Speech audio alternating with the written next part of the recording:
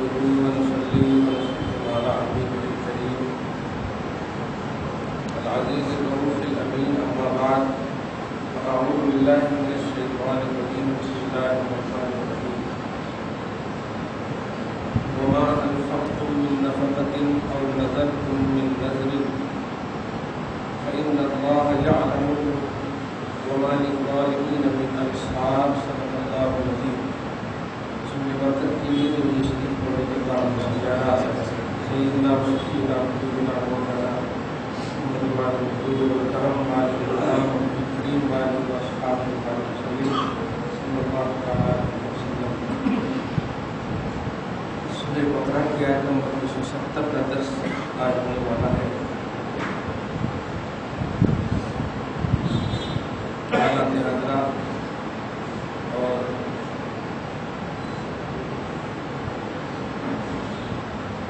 معاملات اہل سنت کی ریئلٹی اور اس کی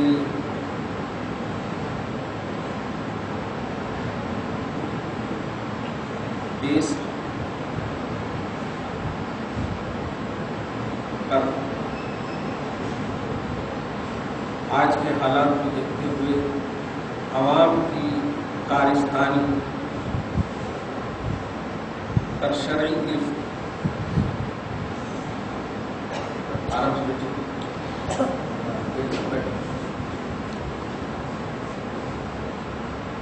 اللہ سبحانہ فرماتا وما انفقتم من نفقۃ، اور اے لوگوں جو بھی تم خرچ کرو، نفق بولتے خرچ کرنے، من نفقۃ جو بھی خرچ،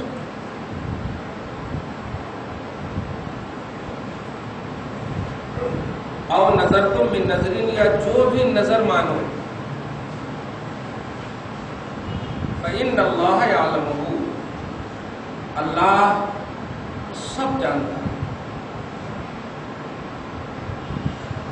ترجمہ کر کے نکلوں گا نہیں، خرچ پر میں تھوڑی بحث نہیں، پورا نظر پر تھوڑی بحث. تو بادشاہ پر یہ سوال آیا، تھوڑا سا اس کا باعث جواب دیا. نظر، منت، اور یہاں کی زبان میں منتہ مانگنا، نظر، یہ ساری جو چیزیں کیا اس کا شرعی اصول ہے. ابھی جو میں نے کہا کہ عوام پر گرفت، یہ جملہ ہم نے کہا، توجہ دیجیے. اس لیے اور ریئلٹی اسلام کی کیا ہے نظر کے حوالے سے، اور ہمیں ریئلٹی کو فالو کرنا ہے. عوام کی کارستانیوں کو نہیں، یہ سب سے اہم بات ہے، تب سمجھ میں آئے گی. انہوں ایسا کرتے، انہوں ایسا کرتے، یہ ہمارا بیس نہیں ہے. قرآن اور حدیث بیس ہے.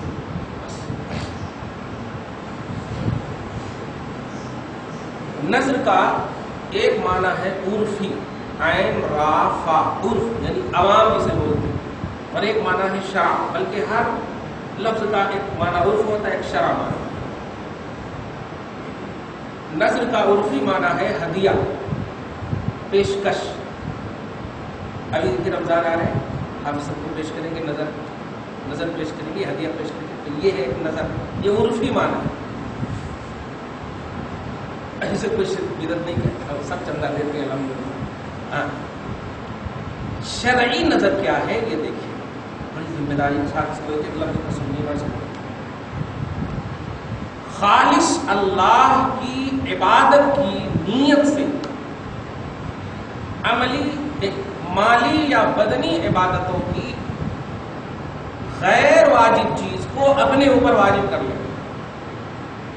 ایک دم آسان اور کر دوں، جیسے بیٹا امتحان دے رہا ہے، اے اللہ میرا بیٹا امتحان میں کامیاب ہو گیا تو تیری بارگاہ میں ایک بکرا نظر پیش کرو.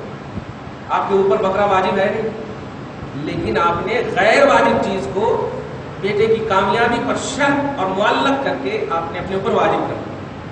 غیر واجب عبادت کو اپنے اوپر واجب کر دیا، یہ مالی عبادت. اور ایک یہ ہے کہ اگر کامیاب ہوا تو ہم 20 رکعت نفل تیری بارگاہ میں پیش کریں گے، 20 رکعت نفل نماز پڑھیں گے.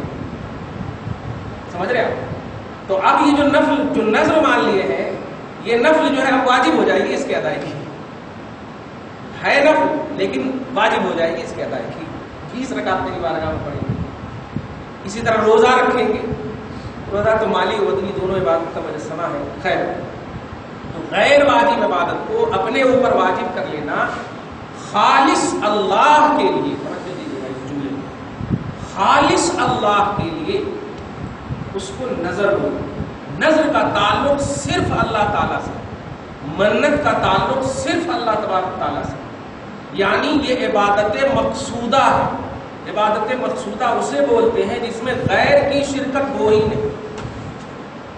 جیسے وضو، اگرچہ آپ نماز کے لیے کرتے ہیں لیکن اللہ کے لیے کرتے ہیں، اللہ کے لیے کرتے ہیں، وضو کسی اور کے لیے نہیں کرتے. تو جتنی بھی عبادتیں اللہ کے ہی لیے ہوتی ہیں اس کو عبادت مقصودہ بولتے ہیں. تو نظر شرعی یہ ہے کہ اللہ پاک کے لیے عبادت یا قرأت یعنی پڑھنا چاہیے، یہ خالص اللہ تبارک و تعالیٰ کے لیے مانگنا یا ماننا، اب دونوں جو بولیا. تو جب نظر کا شرعی طور پر تعلق اللہ سے ہے، یہ اس کی تعریف ہوگی. اب اس کی تفصیل جو کوئی نہیں، بلکہ اسی میں سمجھ جائیں گے آپ، تفصیل کرنے کی ضرورت. مصارف جو ہے، نظر کے جو مصارف ہے، خاص طور سے مالی مصارف نہیں سمجھے، خرچ کرنے کی جگہ. مان لیا بکرے تو مان لیا تیری بارگاہ میں بکرے دوں گا تو اللہ تو بکرا کھائے گا نہیں، بول تو دیا بکرا تیری بارگاہ میں ذبح کروں گا. لیکن یہ مصارف یعنی اس بکرے کا صرفہ کیا ہوگا، خرچ کرنے کا مقام کیا ہوگا، تو امام شامی فرماتے ہیں، خاص طور سے امام اسلاف ہے، توجہ دیجیے کہ مصارف جو ہے اس طرح سے ہو سکتے ہیں کہ اپنے خاندان والوں کو بنا لیں، فقراء کو بنا لیں، آستانے کو بنا لیں، درگاہ والوں کو بنا لیں.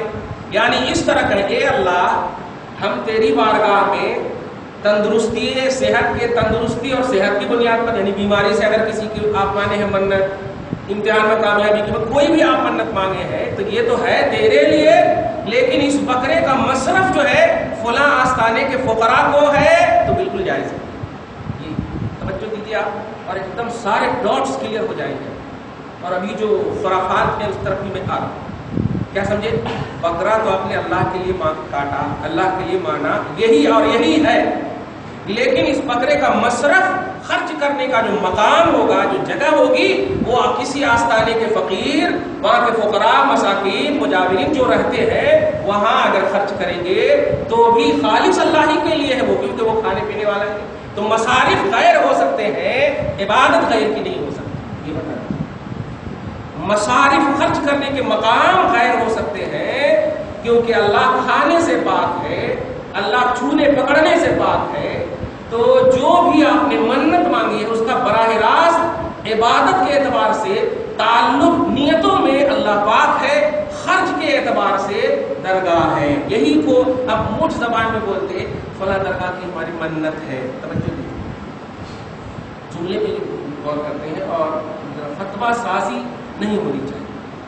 فتویٰ دینے وغیرہ کا جو پہلو ہے، پہلے تو یہ ہونا ہی نہیں چاہیے فلاں درگاہ کی منت ہے. کئی منت ہے نہیں، کوئی بچہ ہوا تو ایک بکرا مانے تھے.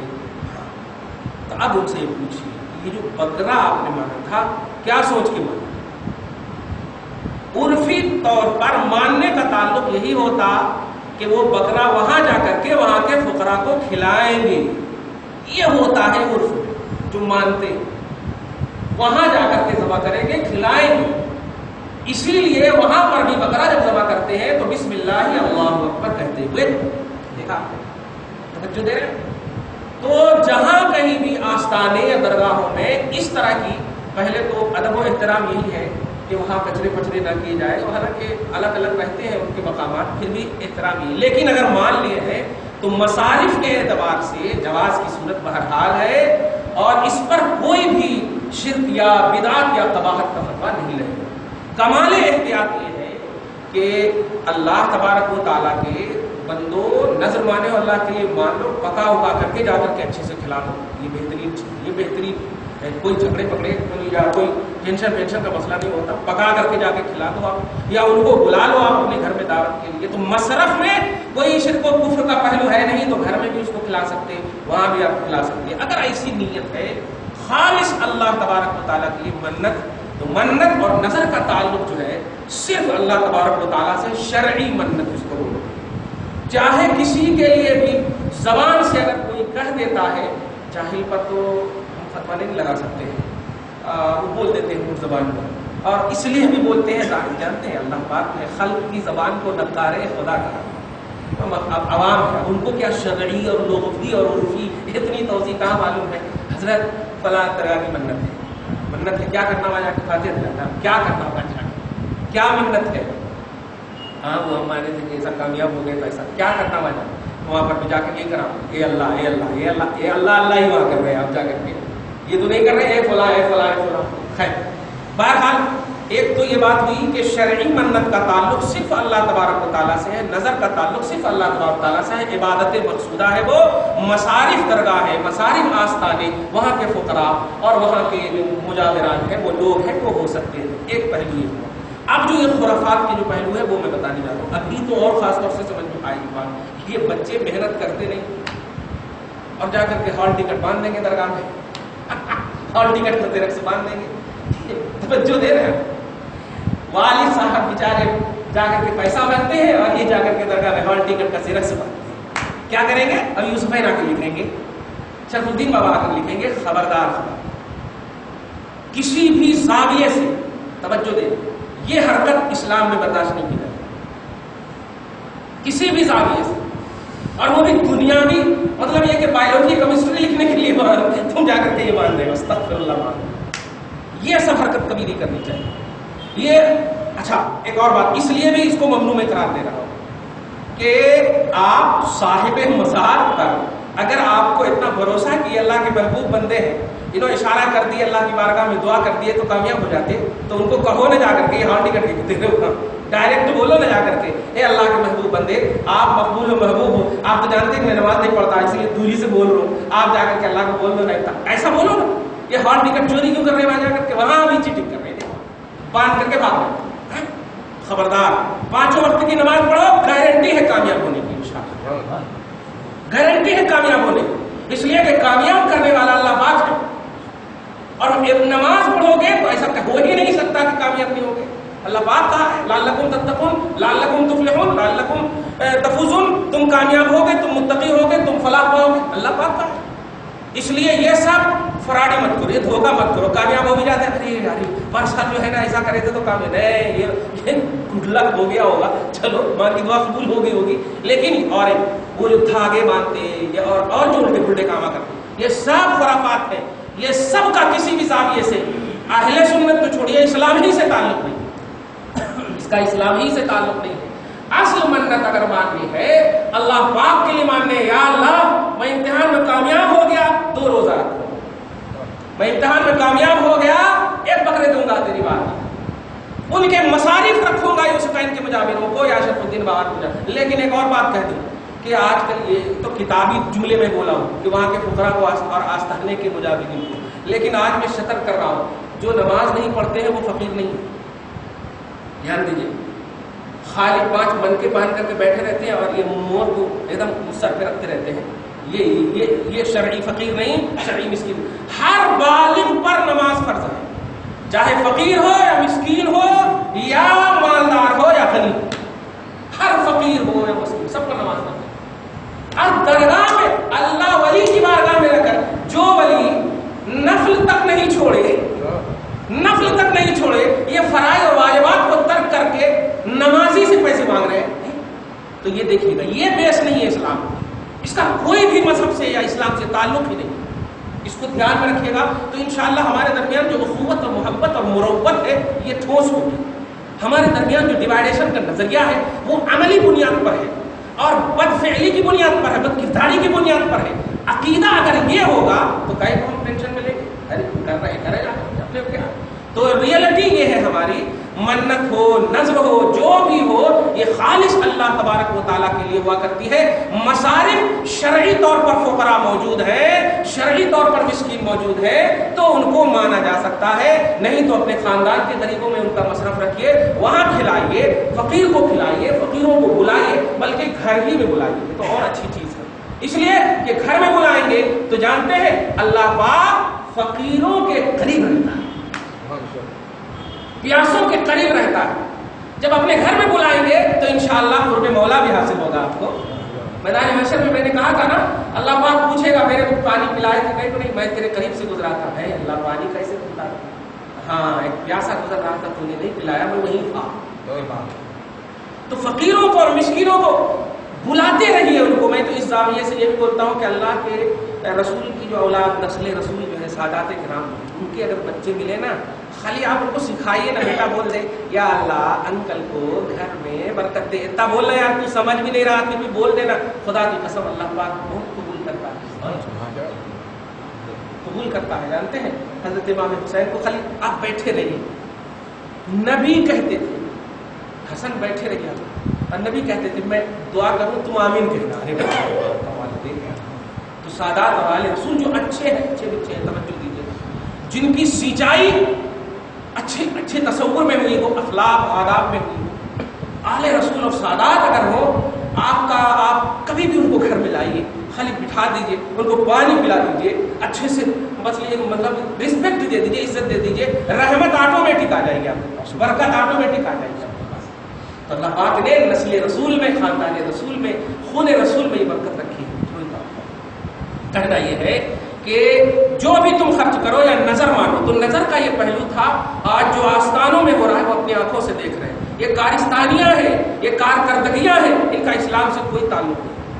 اسلام یہ ہے کہ وہ اللہ کے ولی, محبوب خدا, مقبول خدا, عبادت خدا کی بنیاد پر بنے ہیں. قرب مولا جو حاصل ہوا ہے اللہ کی عبادت کر کے حاصل ہوئی ہے انہیں.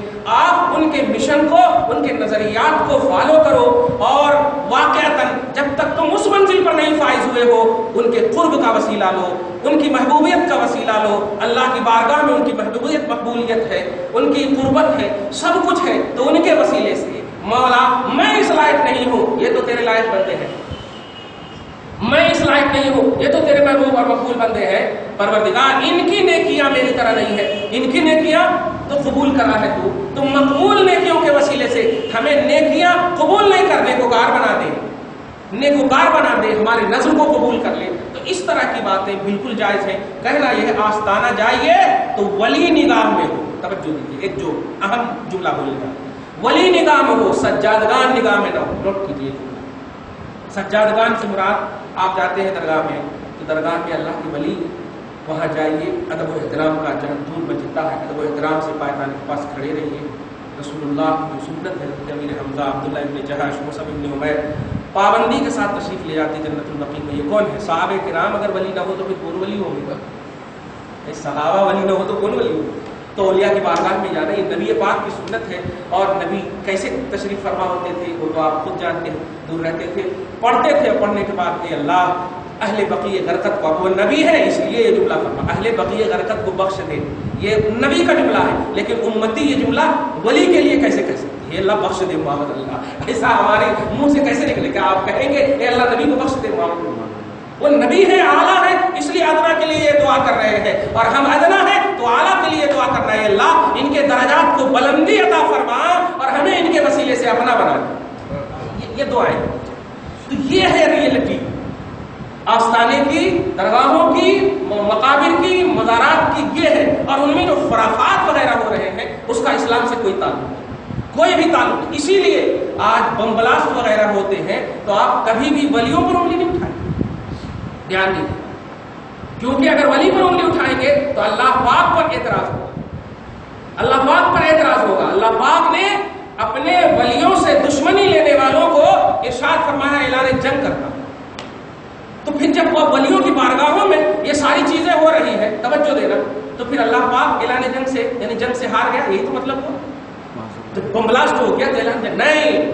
خرافات ہونے کی بنیاد پر اولیاء کی جو روحانیت ہے وہ نبی کی بارگاہ میں شکایت گناہ ہو جاتی ہے, شکایت کرنے چلی جاتی ہے. اس کا ایک مطلب آپ دیکھیے گا, امام اہل سنت حضرت نظام الدین اولیاء کی بارگاہ پریکٹیکلی طور پر تشریف لے گئے. لے جانے کے بعد جب مراقبہ میں تشریف فرما ہوتے ہیں, مراقبہ سمجھتے توجہ, تو دیکھتے ہیں کہ قبر میں وہ نہیں ہے, نظام الدین اولیاء نہیں ہے, نکل جاتے ہیں. اب نکل جانے کے بعد جب دور جاتے ہیں تو آواز آتی ہے, احمد رضا کہاں جا رہے ہیں؟ ارے آپ قبر میں ہے ہی نہیں تو کہاں پڑھوں میں, کہاں فاتحہ پڑھوں؟ ایسا فرمایا کہ ادھر آؤ، ایک جنگل کی طرف آپ تشریف فرماتے ہیں، جانتے ہو میں وہاں کیوں نہیں، یہ خرافات سب جو ہو رہے ہیں اس لیے میں وہاں سے نکل گیا۔ دیکھا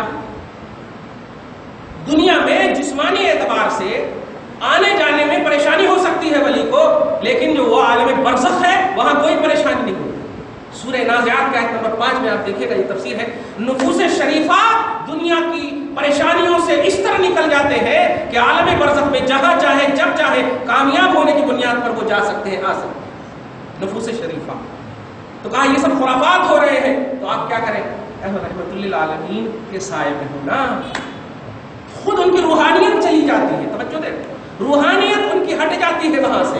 اسی لیے خرافات وغیرہ ہونے کی وجہ سے، بم بلاسٹ وغیرہ کی وجہ سے ولیوں پر انگلی نہیں اٹھائیے، کیونکہ اولیاء اللہ کی روحانیت وہاں جب ہے ہی نہیں تو بم بلاسٹ نہیں ہوگا تو کیا ہوگا۔ اور ڈیفینس وغیرہ بھی کرنا کم کرتے ہیں، ڈیفینس بھی وہ کم کرتے ہیں، کیوں؟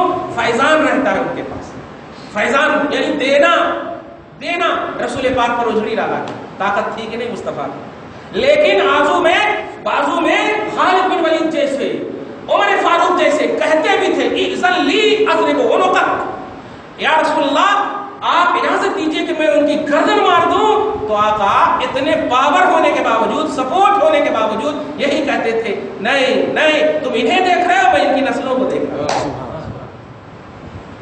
سمجھ رہے آپ؟ کہنا یہ ہے کہ ولیوں کو اگر ستایا جائے، ان کی درگاہوں پر خرافات ہو رہی ہے، تو ان خرافات کی بنیاد پر انگلیاں مت اٹھانا ولیوں، انگلیاں نہیں اٹھانا، ان کا وقار، ان کی محبوبیت، ان کی مقبولیت، ان کی معقولیت سب مسلم اللہ کی بارگاہ میں۔ ہاں جو گڑبڑ کر رہے ہیں، پوچھئے اب عرب کے ان کفاران سے کہ کیا ہو رہا ہوگا ان کو جو نبی کو ستایا، اور پوچھئے ابو بکر صدیق سے بھی، پوچھئے عمر فاروق سے بھی۔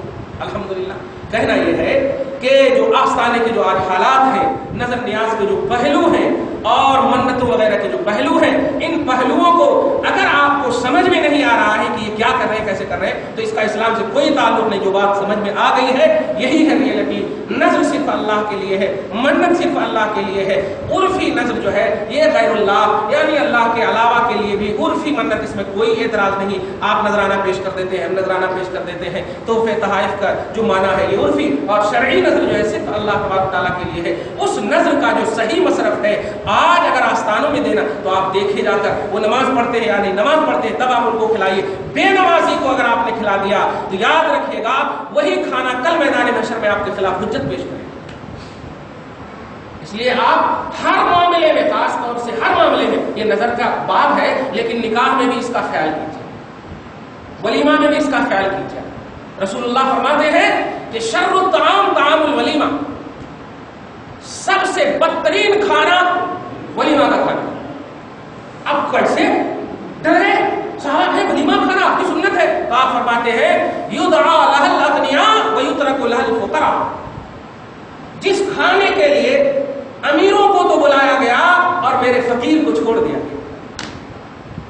اس لیے اس بات کا دھیان رکھیے آپ۔ الحمدللہ برکت، اب نکاح کر رہے ہیں تو سنت اسلامی چیز ہے، کوئی اور تو اس کو آپ نام جو بھی دے دیجیے، آپ پینشن ٹینشن جو بھی نام آپ دے دیجیے، تقریب جو بھی نام دے دیجیے آپ، لیکن حقیقت میں یہ مصطفیٰ کی سنت ہے، نکاح ہو یا ولیمہ ہو۔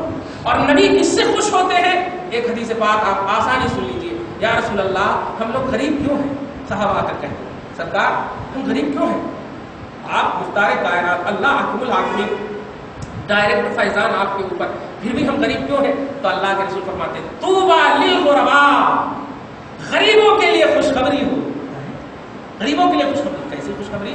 سنو، جب میں جنت کے قریب سے معراج گرا، معراج سے پہلی کوئی جنت کے قریب سے گزرا، جھانک کر دیکھا فاطلعت علیہ الفقراء، تو میں نے دیکھا کثرت فقیروں کی تھی اس کے اندر۔ اب اس کا یہ مطلب نہیں کہ آپ کے پاس 1 کروڑ 2 کروڑ روپیہ ہے تو آپ امیر ہیں، نہیں۔ فقیر کسے کہتے ہیں؟ فقیر اسے کہتے ہیں مال جتنا بھی آپ کے پاس ہو لیکن اس مال کو صرف اللہ کا سمجھے، یہی فقیر ہے۔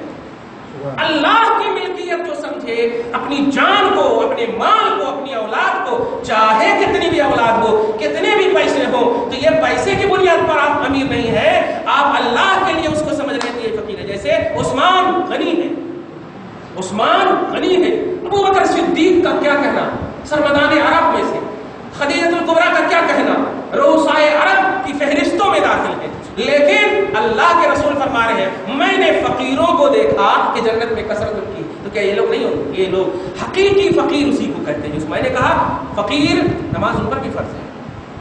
فقیر وہ ہوتا ہے جو ہر حال میں اپنے آپ کو محتاج سمجھتا اللہ کا، فقیر مانے ہوتا محتاج۔ حضرت موسیٰ کہتے ہیں پارہ نمبر 22 میں سورہ قصص میں ہے انی لما انزلت الی من خیر فقیر، سنو میں فقیر ہوں لیکن کس کا؟ اس کا جو مجھ پر نازل کرتا ہے خیر۔ کتنا اچھا جملہ ہے، میں فقیر ہوں اس کا جو مجھ پر خیر نازل کرتا ہے، یعنی وہ اللہ کا۔ تو دولت ہونے کی بنیاد پر امیر نہیں آپ کے پاس دولت کے انبار ہو، آپ اور ماں اہل و عیال کے، نفس و جان و مال کے اگر اللہ کے لیے سمجھتے ہیں تو آپ ہی فقیر ہیں اور آپ ہی جنتی ہیں الحمدللہ۔ اسی کو رسول اللہ نے دیکھا ہے جنت۔ کہنا یہ ہے کہ نظر آپ اللہ کے لیے ماننا ہے، آپ جان لیے ہیں تو جب بھی بیٹے کی کامیابی ہو، باہر بھیجنے کی کامیابی ہو، کسی بھی اعتبار سے منتیں مانگنا ہو، نظر ماننا ہو، یہ ساری چیزیں آپ کو جس طرح کیسے ماننا ہے، مالی عبادت کرنی ہے تو اے اللہ میری بیوی بیمار ہے، پروردگار نے تو ٹھیک کر دیا، ایک بکرا دوں گا تیری بارگاہ میں اور اس کا مصرف جو ہے فقیروں کو دوں گا، تو اب اس کو فقیروں کو صدقہ کرنا بالکل آپ کو ایک بکرا تیری بارگاہ میں سمپل کہہ دیا آپ نے تو پھر آپ بھی کھا سکتے ہیں، کوئی حرج نہیں، لیکن اگر ان کا مصرف جو ہے فقیر کو بنا لیا تو اس طرح سے مان لیا۔ جی کچھ پوچھنا چاہ رہے ہیں؟ جو بعض لوگ جو ہے تو بکرے وغیرہ فلاں ولی کے نام سے دینا ہے، ولی کے نام سے چھوڑ دیتے ہیں، تو یہ کہاں تک؟ جی تو شرعی منت اور نذر جو ہے جب آپ یہ سمجھ لیے کہ صرف اللہ کے لیے تو اب عوامی حرکتیں جو یہ ہوتی ہے یہ غوث پاک کے لیے ہے۔ اب سوال یہ ہے کہ کیا وہ وقت ذبح بھی غوث پاک ہی کے لیے کر رہا ہے؟ ایک ہے نسبت، ذبح کے تو اللہ کے نام سے کرتے ہیں، مگر نام رکھا جاتا ہے فلاں ولی کے نام سے، یہ بکرے کو چھوڑا ہوں، ان کی ناز کے لیے چھوڑا ہوں، اس قسم کے کرتے ہیں۔ احتیاط کمال یہ ہے کہ اشتباہ نہ ہو، جیسے دیوی دیوتاؤں کے نام چھوڑتے ہیں، اشتباہ نہ ہو، اس میں احتیاط کیا جائے۔ لیکن اگر کوئی ایسا ہے جو کہہ رہا ہے غوث پاک کی بارگاہ میں اسے نذر کروں گا، مراد یہ ہے کہ ذبح تو اللہ کے لیے کروں گا، غوث پاک کے چاہنے والے ان کے مصرف ہیں، مراد یہی ہوتی، اگرچہ وہ نہیں بولتا، جیسے ایک دم صاف ہے یہ میری بیٹی کے ولیمہ کا بکرا ہے یا میرے داماد کے ولیمہ کا بکرا ہے، تو نسبت تو ولیمہ کی طرف ہو رہی ہے لیکن بکرا اللہ کا۔ ہاں تو پھر بھی نذر کے معاملے میں خاص طور سے احتیاط کرنا چاہیے۔ کمال احتیاط یہ ہے، کمال توحید یہ ہے، کمال توکل یہ ہے۔ لیکن اگر کوئی ایسا کرتا ہے تو اس پر شرک اور بدعت کا فتویٰ اس وقت تک نہیں لگا لیں گے جب تک کہ یہ نہ طے ہو جائے کہ ذبح کرتے وقت بھی اس نے اللہ کا نام نہ لیا ہو، غوث پاک کا نام لیا، جیسے بسم الغوث الاعظم اگر کہا ہو تب تو گیا ہو، کہ تبھی رہا تو گیا ہو، لیکن بسم اللہ اللہ اکبر کہا تو پھر وہ بکرا بالکل حلال ہے، بالکل حلال ہے ہر زاویے سے۔ نسبت کر دینے سے کوئی بلکہ بابرکت ہو جاتی ہے، اس کو آسانی سے رسول پاک صلی اللہ علیہ وسلم، مسلم کے ایک حدیث پاک ہے کہ اگر کوئی تمہارے گھر میں بابرکت شخصیت آ رہی ہو تو آپ ان بابرکت شخصیت کے لیے اگر کوئی بکرا ذبح کریں گے تو وہ بکرا جہنم سے فدیہ بن جائے گا۔ تو اب پریشان ہے اس کے لیے ذبح کریں گے تو امام مسلم کے ایک شارح ہے امام نووی شافعی مسلک ہے، بڑے جلیل القدر امام ہے امام نووی، شرح صحیح مسلم، وہ فرماتے ہیں کہ بھائی ان کے لیے سے مراد ان کی خاطر کے لیے، ان کی تعظیم کے لیے، ان کی قدم کی برکت کے حصول کے لیے ذبح تو اللہ ہی کے لیے کریں گے، لیکن وہ آئیں گے تو ان کو رسپیکٹ دینے کے لیے۔ ہاں جیسے عام دنوں میں آپ کھاتے ہیں جیسے تیسے کھا لیتے ہیں، لیکن جب مہمانوں کو کھلاتے ہیں تو کہتے ہیں ماشاء اللہ کیا کتنے رکھتے آپ اس کے اوپر، واہ واہ واہ الحمدللہ۔ کہنا یہ ہے کہ رسپیکٹ دینا اسلام میں ہے الحمدللہ۔ نیت کا دار و مدار ذہن میں رکھیے، عقیدے اور نیت یہ سلامت آپ کی رہنی چاہیے، عمل اسی پر مرتب ہوتا ہے، عمل کا ثواب اور عذاب اسی پر مرتب ہوتا ہے۔ آپ جو ہے ایک شخص کے لیے آپ نے کہا آنے دو ان کو، ان کے لیے ہم بکری ذبح کرتے ہیں، لیکن غصے میں آپ نے کہا ہے بکری ذبح کرتے ہیں، کیوں غصے میں کہا آپ نے کیا ان کو اچھے سے نہیں کھلائیں گے، یہ کیا بات ہے، تو آپ کو عذاب ملے گا، ثواب نہیں ملے گا۔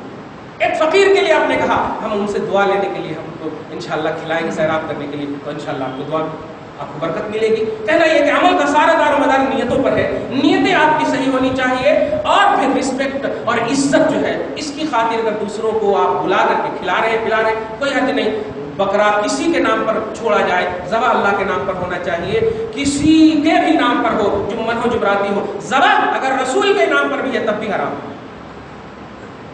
ذبح اگر رسول رسول کے نام پر بھی ہے تب بھی حرام ہے، اس لیے کہ پارہ نمبر سورہ بقرہ کے آیت نمبر 174 میں اور 6واں پارے میں، پھر 16واں پارے میں، 14واں پارے، 3 جگہ یہ مقامات پر طے ہے کہ ایک آیت اتری ہے کہ جو غیر اللہ کے نام پر ذبح کیا گیا ہو وہ حرام، اور اس کا پس منظر یہی ہے جیسے کفاران عرب لات، عزا، حبل، منات یہ سب کے نام پر ذبح کرتے تھے، بسم اللہ والعزا، بسم الحبل، یہ سب کے نام سے، جیسے آج بولتے ہیں دیوی ماں کی جے ہو اور کاٹتے تھے بولتے۔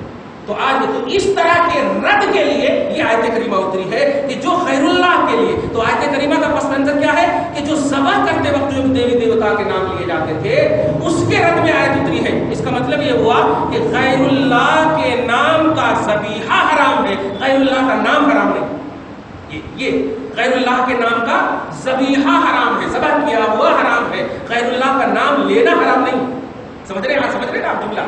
غیر اللہ کے نام کا بسم اللہ کے والعزا، بسم الغوث العظم، بسم محمد رسول اللہ، یہ سب بھی اگر آپ بولیں گے بالکل حرام ہے۔ بسم اللہ اللہ اکبر اگر آپ نے کہہ دیا بالکل حلال ہے، چاہے وہ جمعن کھائے، جمعراتی کھائے، آستانے کے لوگ کھائے، گھر کے لوگ کھائے، سب کے لیے حرام۔ یہ نظر کے پہلو تھے۔ وما للظالمین من انصار، ظلم و زیادتی کرنے والے کا کوئی مددگار نہیں۔ اس نقطے پر آئندہ انشاءاللہ بتاؤں گا۔ اللہ پاک سے دعا ہے پروردگار عالم آج کے اس خصوصی درس کو حبیب پاک کو قبول فرمائے، ہم سب کو اسلام کی خوبصورتی کے ساتھ خوبصورت زندگی عطا فرمائے، آج کے اس خصوصی درس کو فیضان کے حوالے سے قبول فرمائے، ہمارے بچے جو امتحان دے رہے ہیں کامیابی عطا فرمائے، ان کے دین روشن ہو اور ان کی دنیا بھی روشن ہو، ہمارے والدین کو عزت و وقار کی زندگی عطا فرمائے، دربار میں اللہ کو برکتیں عطا فرمائے۔ ان اللہ وملائکته یصلون علی النبی یا ایھا الذین آمنوا صلوا علیہ وسلموا تسلیما اللهم صل علی محمد وعلی آل محمد وبارک وسلم۔ سبحان ربک رب العزة عما یصفون وسلام علی المرسلین۔